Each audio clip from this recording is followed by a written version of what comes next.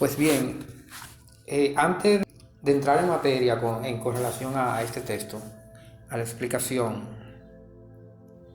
queremos dar una breve introducción sobre lo que son estas escrituras. En el mundo, en el mundo en que vivimos, contamos, tenemos muchos tipos de escrituras espirituales.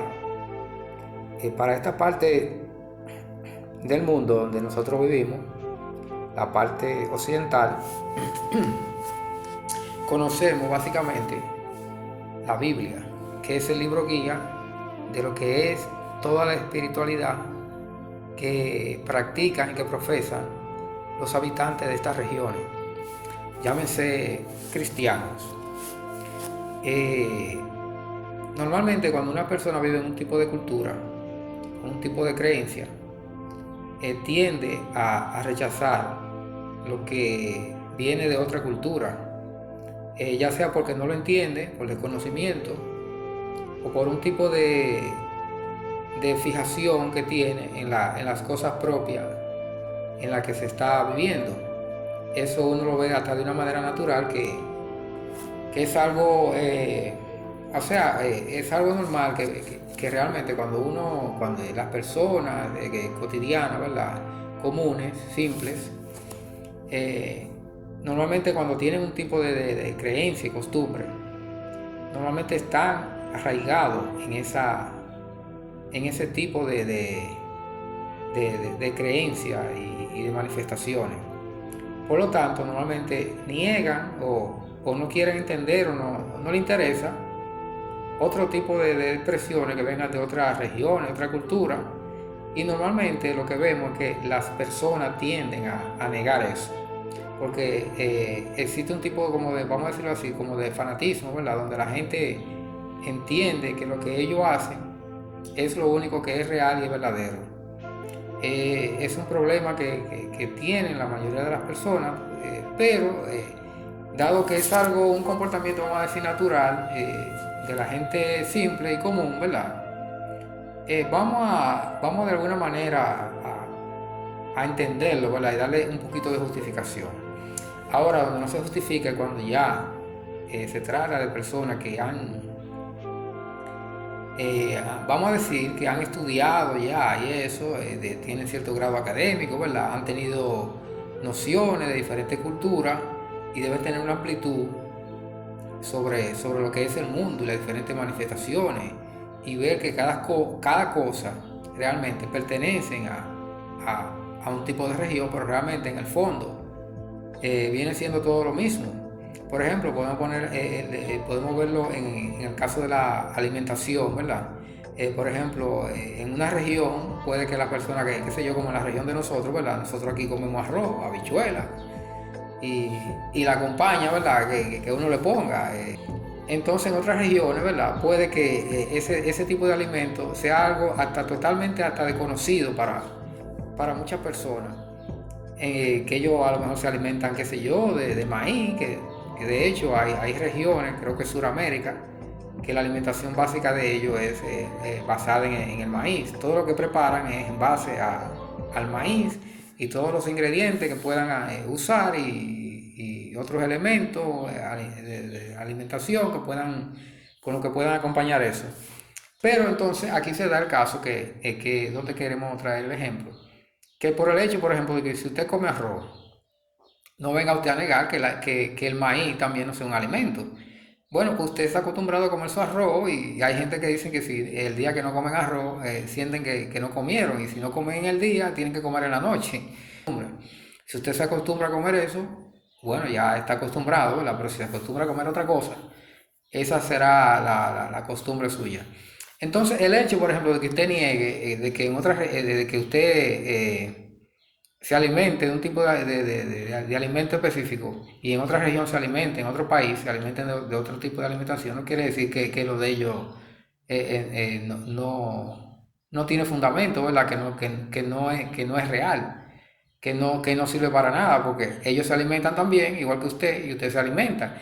Y es posible incluso que ellos se alimenten hasta mejor que usted y más sanamente. Pero como quiera, usted se está alimentando. Bueno, entonces vamos a extrapolar eso a la parte de las religiones. Eso pasa también con las religiones, las diferentes manifestaciones de creencia que tenemos en las diferentes regiones de este mundo, donde hay personas que profesan un tipo de religión y en otra región profesan otro tipo de religión o creencia. El hecho de que usted crea de una manera, ¿verdad? Tenga ya una metodología de creencia, de rituales y esas cosas, para ejercer su manifestación espiritual de alguna manera, ¿verdad? A través de esa agrupación donde uno pertenece de manera cultural, eso no da a que usted diga que la del otro no es verdadera. Y se da el caso mucho, sobre todo a nivel popular, de la gente más común, ¿verdad? Que la gente tiende a negar las otras manifestaciones e incluso se burla. Pero si buscamos en el fondo, en la esencia de todo, vamos a ver que hay puntos de coincidencia. Hay muchas más similitudes que diferencias. Hay algunos rasgos de diferencia por la cultura, lo que sea, o algún tipo de manipulación regional que se haya querido hacer en cuanto al conocimiento, porque todo eso existe también, y sería otro tema que podríamos tratar en otra oportunidad, de cómo se manipula el conocimiento, la creencia, todo ese tipo de cosas, eso también es parte. Pero aún así, habiendo algún tipo de manipulación y ese tipo de cosas, muchas veces en el fondo, la esencia de ese conocimiento, de alguna manera, está ahí. De alguna manera se ha colado eso, porque eso viene de tiempo antiguo, ¿verdad? Y ha ido en diferentes épocas, siempre se ha estado difundiendo, a veces con cambios, esas cosas. Algunas con mayor o menor veracidad, ¿verdad? Porque algunas también se da el caso que han sido creadas, ¿verdad? De una manera, vamos a decir, como un laboratorio, tipo de creencias, de religiones, para formar un tipo de mentalidad en un tipo de región, ¿verdad? Un tipo de ser humano. Todas esas cosas se dan. Entonces, a lo que íbamos con esto, ¿verdad? Nosotros, por ejemplo, nos manejamos con el Bhagavad Gita, que es un libro que viene de la parte regional de la India. El Bhagavad Gita realmente es parte como de un capítulo de toda una grandes obras de muchísimos volúmenes. Es muy sabido por la mayoría de las personas, ¿verdad? Por lo menos las personas que tienen cierto nivel académico y esas cosas, que las regiones occidentales, orientales, han tenido más inclinación hacia lo espiritual que las regiones occidentales en las que vivimos. Por lo tanto, la vida de las personas ha sido manejada, ha sido dirigida de una manera hacia a lo espiritual. Por tanto, en esas regiones han habido grandes personalidades que se han destacado por su empeño en desarrollar lo espiritual. Y por lo tanto, han habido también escrituras para avalar todas esas cosas, para registrar todos esos conocimientos. Y la parte oriental de este mundo, llámese la India, es la parte que más se ha empeñado en explorar lo espiritual. Entonces por eso, de alguna manera, cuando se trata de lo espiritual, son las regiones donde todavía se conserva lo más puro posible, lo que son los conocimientos ancestrales que vienen desde tiempos antiguos, se conservan de la manera más fidedigna y más pura posible. En el caso, por ejemplo, de la Biblia, eso se habla mucho, que la Biblia ha tenido mucha intervención en diferentes épocas, todas esas cosas, se le han quitado cosas, se le han agregado cosas, bueno, eso sería un tema para otra ocasión, pero eso es lo que tenemos más o menos en el tapete de lo que son muchas escrituras espirituales. En el caso de los libros orientales, no negamos que puedan haber algunos también que hayan tenido su manipulación, ¿verdad? Vamos a decir, de manera intencionada y malintencionada, pero la mayoría conservan por tradición lo más posible su estado de originalidad. Entonces nosotros nos apoyamos en este libro, que es el Gita. Tenemos que anotar aquí también que esto no se trata de religión. Inmediatamente cuando a una persona le hablan de escritura sagrada, de libros espirituales, normalmente entienden que se trata de religión, ¿verdad? Y que se trata de como ya de un fanatismo, de secta y ese tipo de cosas. Pero realmente, por eso debemos ir más allá y tratar de ver las cosas más allá de lo que es nuestro entorno y de lo que nos han dicho, porque realmente las cosas no son así como muchas personas creen. Realmente hay grandes escrituras que hablan de lo espiritual y no tienen nada que ver con religión. Muchas religiones se apoyan en este tipo de escrituras, pero eso no quiere decir que las escrituras sean vamos a decirlo así, religiosas de grupo y de tradición. Porque realmente en el fondo todo es religión, porque cuando agrupamos todo un conocimiento, ¿verdad? En un sistema de práctica y ese tipo de cosas, se convierte en una religión, obviamente. Y en el mismo conocimiento aquí se habla que realmente si uno no tiene como un tipo de religión, realmente la vida de uno es un fracaso. O sea, la vida de uno debe ser religiosa, pero en el sentido que lo explica aquí, en el sentido de que uno debe tener una preocupación por lo espiritual, por lo que es la existencia y las manifestaciones que se dan en el diario vivir de nuestro accionar con los demás, con el entorno. Todo eso tiene que tener una base religiosa. O sea, tenemos que tener vamos a decirlo así, como un método, una práctica para uno ir dilucidando y ir aclarando todas esas cosas, porque nosotros venimos de un estado primitivo, donde venimos a un mundo y no sabemos de nada, entonces tenemos que ir aprendiendo. Entonces estos libros vienen siendo como un manual, ¿verdad? Como el manual, como así vienen los aparatos que traen un manual, ¿verdad? Para su uso. Estos libros, realmente en el fondo, eso es lo que son, un manual para saber quiénes somos nosotros, quién es la entidad viviente, qué es este mundo, qué hacemos nosotros en este mundo. Eso nos va dando la pauta y de la manera en cómo nos comunicamos con el mundo. Nos habla de los sentidos, de la mente, que es lo que nos habla este capítulo aquí, que para muchas personas resulta un poco ajeno eso de que le hablen de mente, que le hablen de sentido, no lo relacionan realmente con lo que es lo espiritual, porque la gente nada más entiende por espiritual que hay un Dios, que hay un infierno, que hay un cielo y que los ángeles. La gente nada más entiende, muchas personas, las personas normalmente más comunes, entienden que la espiritualidad, la religión se trata de eso, pero realmente la religión se trata de lo que somos nosotros, con el cuerpo que nosotros estamos ocupando en esta existencia, los elementos que componen ese cuerpo, los elementos, vamos a decir, sutiles, ¿verdad? Que están más allá de lo físico, que no se ven, como lo son la mente, los sentidos, la inteligencia, cosas que son impalpables. Estas escrituras tratan todo eso y nos hablan muy claramente y nos dicen dónde están ubicados, cuál es la jerarquía que ocupan en cuanto a lo que es el cuerpo y lo que es el espíritu, de qué manera nosotros podemos ir manejando esos elementos intangibles del cuerpo, ¿verdad? De nuestra existencia, para uno ir dilucidando y ir venciendo los obstáculos que eso nos presentan en la vida.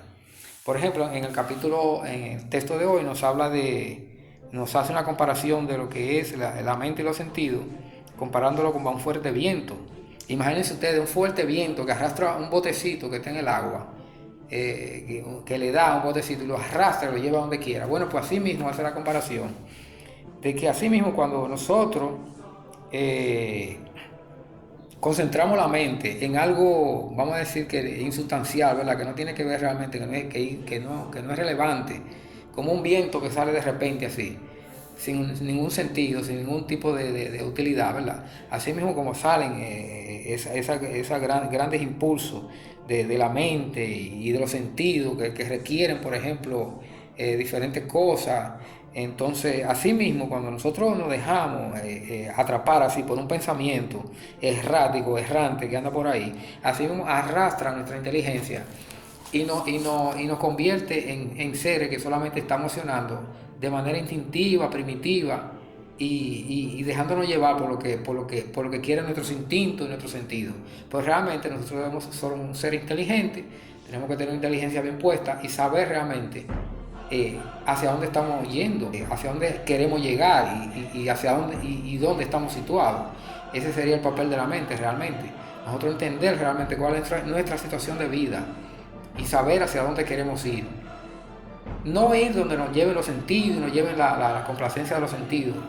Que eso es parte de la vida también, ¿verdad? El complacer los sentidos, pero debemos tener inteligencia que nos diga cómo debemos complacer esos sentidos y hacia dónde nos llevan tales complacencias, porque a veces incluso hay tipos de complacencia que nos van llevando hacia regiones que nosotros ni siquiera queremos estar ahí.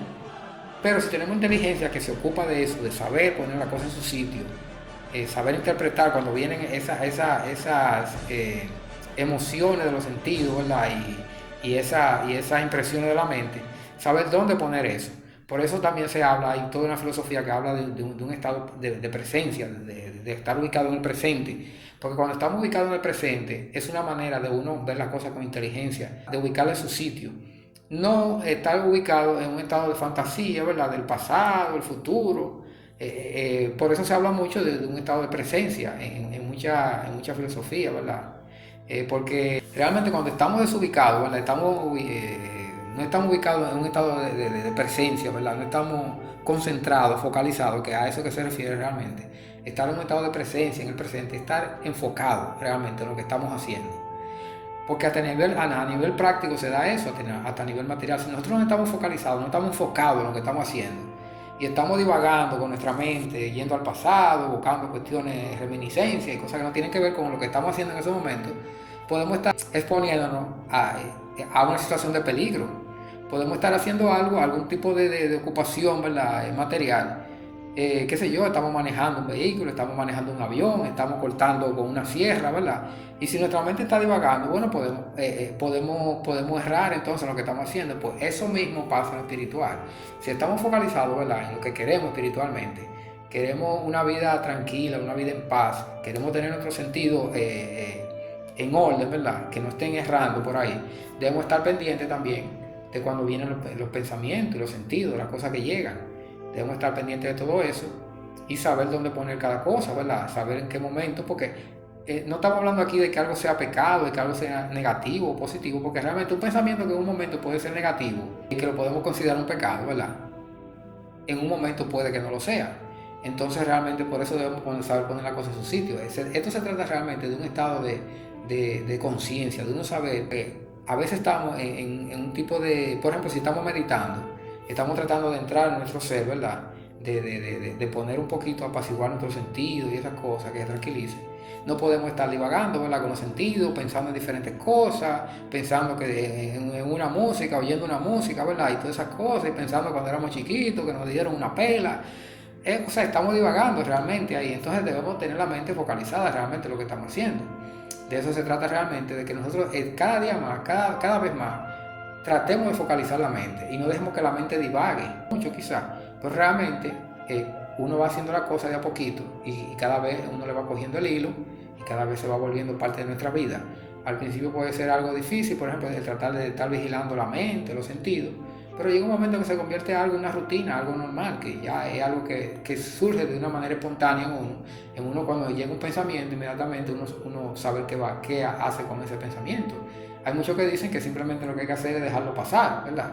Un pensamiento llega, no lo agarre, no lo retenga, déjalo que pase. Si no es importante, si no es relevante en ese momento, déjalo que pase, que se vaya por ahí, ¿verdad? Que se vaya con el viento. Hay otros que dicen también que hay que tener un estado de presencia, donde uno se convierta en el observador y uno observe el pensamiento, lo que llega, que uno lo observe ya con inteligencia, de alguna manera como con esa alma, ya no fruto de la influencia de los sentidos y todo lo que hay alrededor, sino que sea parte de una observación que nazca de una fuerza interior que nosotros tenemos dentro, y que esa fuerza se coloque más allá de lo que realmente esa apreciación nos está dando, y no caiga en un tipo de juicio irrelevante en ese momento, porque a veces también eso pasa en nuestras vidas, que constantemente están llegando impresiones a través de nuestra mente, a través de los sentidos, a través de los pensamientos, y nosotros inmediatamente enjuiciamos, damos juicio. De eso se habla también, de que no debemos entrar en un estado de juicio, sino en un estado de observación, observar la situación con inteligencia, ¿verdad?, con la fuerza interna que tenemos dentro, y no darle valoraciones momentáneas del momento, que a veces esas valoraciones son momentáneas, de cosas que ocurren, opiniones que hay en el momento, y que nada tienen que ver realmente con el hecho en sí. Pues nada, señores, que todo sea para bien, como siempre decimos, y que tengan un muy feliz y muy trascendental día.